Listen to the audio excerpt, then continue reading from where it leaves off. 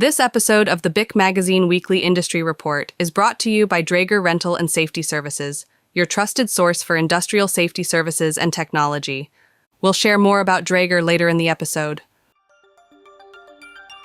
Welcome to the BIC Magazine Weekly Industry Report, your go-to source for the latest updates in the energy sector. I'm Samantha, your AI podcast host, and today is August 2nd, 2024. In today's episode, Heliene and Premier Energies announce a U.S. solar cell facility.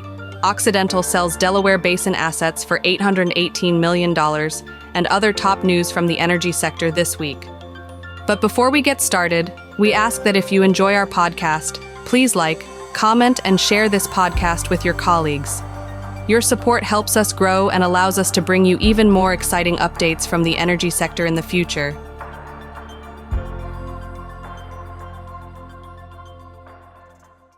To start things off, in a significant move towards reducing carbon emissions, CF Industries Holdings is advancing its carbon capture and sequestration project at its Yazoo City, Mississippi complex, in partnership with ExxonMobil.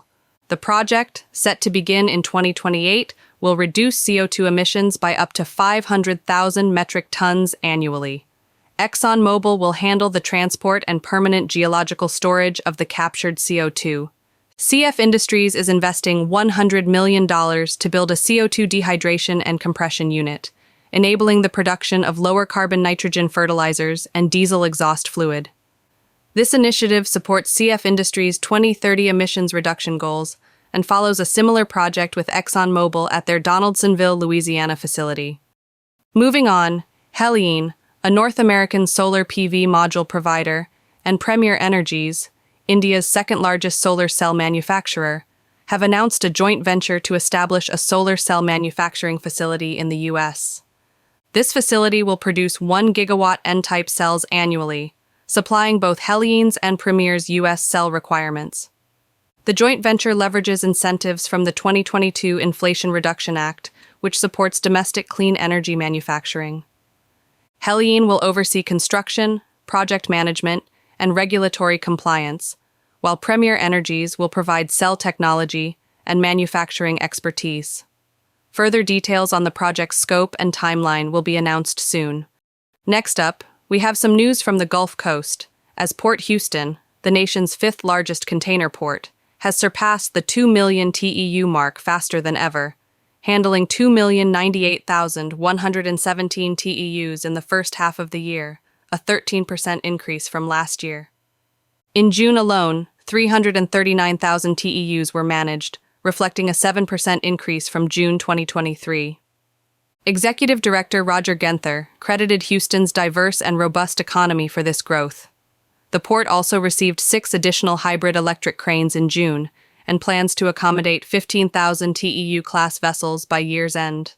Imports rose 5% and exports 11% in June, driving overall positive tonnage growth. Before we move on to our next story, a quick word from our sponsor. This episode of the BIC Magazine Weekly Industry Report is brought to you by Draeger Rental and Safety Services. From daily operations to large turnaround and shutdown projects, partner with Draeger for smart technical solutions that protects, supports, and saves lives. To learn more, visit www.draeger.com. Our next story focuses on some movement in the industry, as Occidental has agreed to sell Delaware Basin assets in Texas and New Mexico to Permian Resources for $818 million. This sale is part of a broader divestiture program aimed at reducing debt and de-risking the financing of Occidental's Crown Rock acquisition, expected to close in August. Occidental is selling around 27,500 net acres in Texas and 2,000 net acres in New Mexico, with combined net production estimated at 15,000 barrels of oil equivalent per day in Q4 2024. We'll close today's episode out with an interesting development in the offshore sector. The Bureau of Ocean Energy Management has received a wind lease request from Hecate Energy for 2 areas in the Gulf of Mexico totaling 142,352 acres. BOEM is now seeking public input to gauge competitive interest in these areas. If multiple companies express interest, a competitive lease sale could follow. Otherwise, Hecate may receive a non-competitive lease. This effort is part of BOEM's push to expand offshore wind energy, building on recent lease sales and approvals for significant clean energy projects. And with that, we come to a close on this week's episode of the BIC Magazine Weekly Industry Report. You can head over to bicmagazine.com to read the full stories discussed today, and make sure to follow us on all of our social media channels so that you never miss out on the latest developments, updates, and announcements from the energy sector. Have a great day, and remember, it's what we do together that counts. Thank you again to Draeger Rental and Safety Services for sponsoring today's episode. Make sure to visit www.draeger.com to learn more about Draeger's smart safety solutions for your facility. When safety matters, rely on Draeger, technology for life.